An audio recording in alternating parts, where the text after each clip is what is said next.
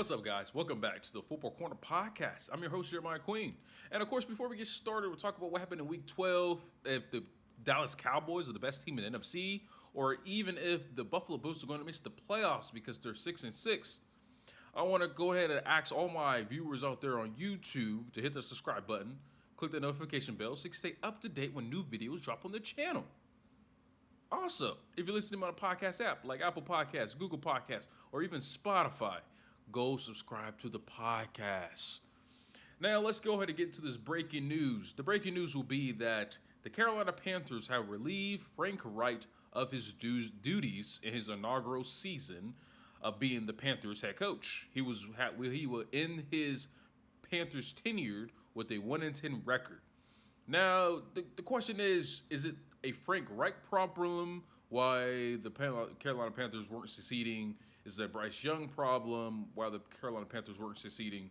All I know is this. And David Tepper, the owner, who's on this team for 6 seasons now, he bought the team back in 2018. He has 6 head coaches come through that building and are gone. Let's start with Matt Rule, Ron Rivera. You even had, we also mentioned Frank Reich, and we had Steve Wilkes and a few other coaches, because now he's hired an interim head coach. This Carolina Panthers team won't succeed if David Tepper keeps interfering with the process. And what do you mean by the process? I'll enlighten you. The process is, for a head coach to succeed, you have to give him at least 3 seasons. Okay, you give him 3 seasons to at least turn the franchise around. It's going to be ugly. It's going to look bad. But guess what? You hired him to fix the mess on which the organization was in. Now, in the 6 seasons so far that David Tepper has been the owner, they have won 7 games. That's the most they've won in a single season. And that happened back in 2018 when he first bought the team, and it happened last year when they was on the verge of actually going to the playoffs with Sam Darnold and Steve Wilkes. Steve Wilkes was there. You could have kept him, but you didn't want to. So you hired Frank Reich.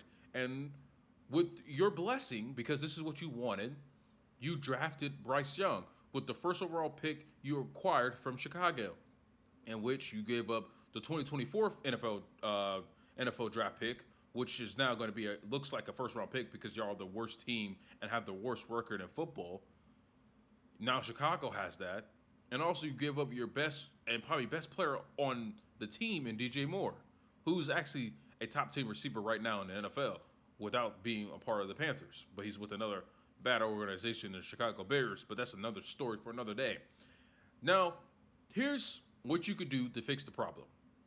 David Tepper, step back, stop interfering, hire the personnel you want to hire to actually rebuild your franchise.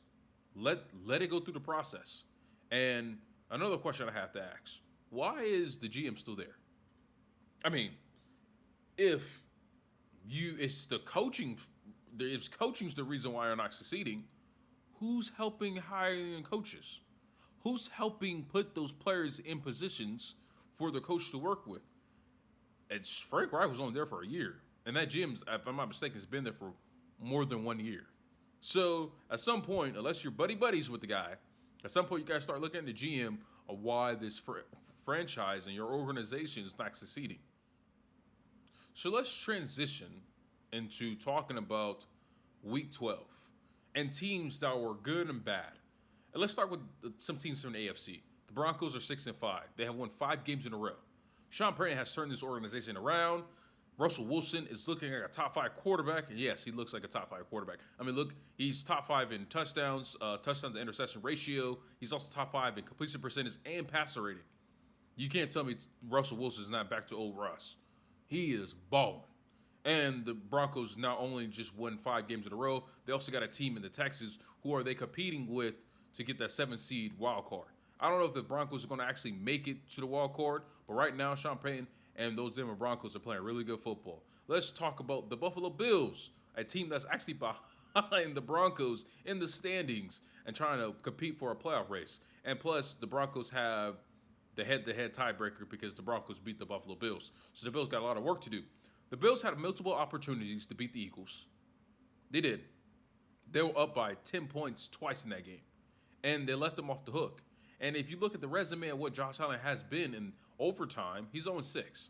The Buffalo Bills are just a franchise, like I've referenced in multiple episodes about them being the Steelers from 2014 to 2018. The Steelers that were very talented, but always underperformed. I think the peak of what we saw the Buffalo Bills be was not in the year they went to the championship game in 2020, but it'll be the year in 2021 when they had Mahomes on the ropes and you let them off the hook. That was probably your best team and your best year to actually have their best chance to actually go to the Super Bowl.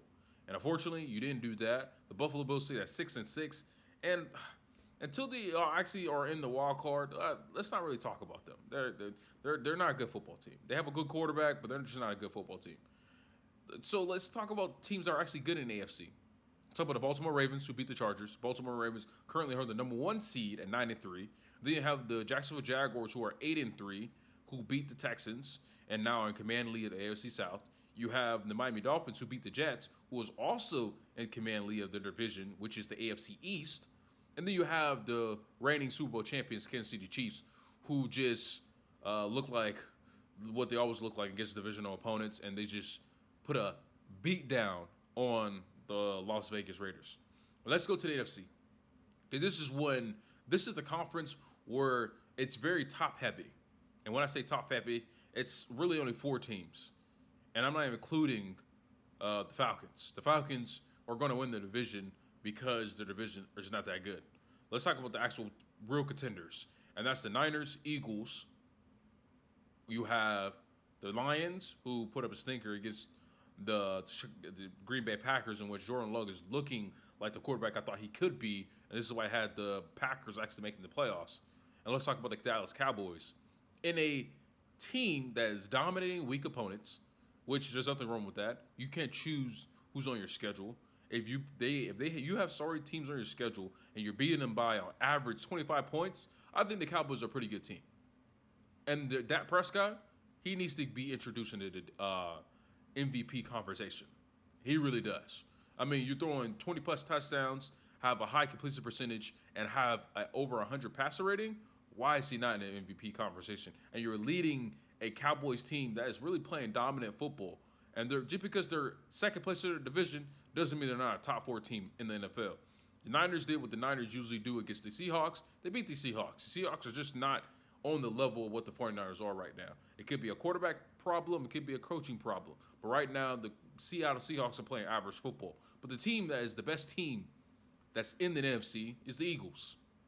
The Eagles are 10-1, probably should be 11-0, and they're winning games in not the prettiest fashion, but you don't have to, because at the end of the day, what is your job to do is to win. You're supposed to win football games. That's all you're supposed to do, because guess what? If you are a Super Bowl champion and you won that game 10-3, is anybody going to care about what the score was? They all they care about is the victories. And when you get the number 1 seed, are they going to care how you got the number 1 seed? No. All they're going to know is that you had the best record in football or in your conference, and that's the reason why you got the number 1 seed, and you got a first-round bye. And now the playoffs have to come through Philly. Philly's a really good team. Jalen Hurts is playing at MVP level.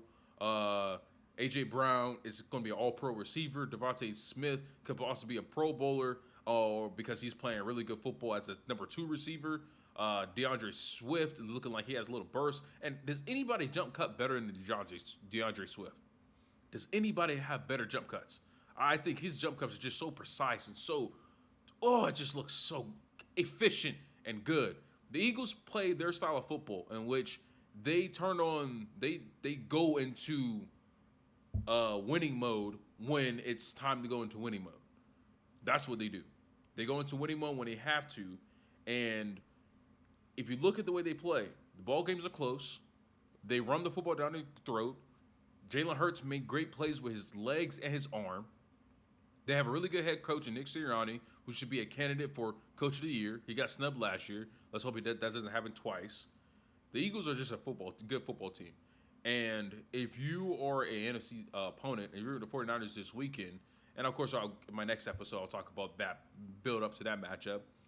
But if you're the Eagles, take care of business. Don't listen to what the haters have to say. Even if you are an underdog against the 49ers going into week 13, to listen to what the haters have to say. You're 10-1. You're the best team in football. You are defending NFC champions. Act like it. You're representing your conference. You're representing your division. You're representing the organization. The Eagles are just that good. Fly, Eagles, fly, baby. So thank you for watching and listening to me on the Football Corner podcast. If you like this video and you want to see more content that I do outside of the channel, you can follow me on my social media pages at the Football Corner podcast on Instagram and TikTok. Thanks for watching. See you next time.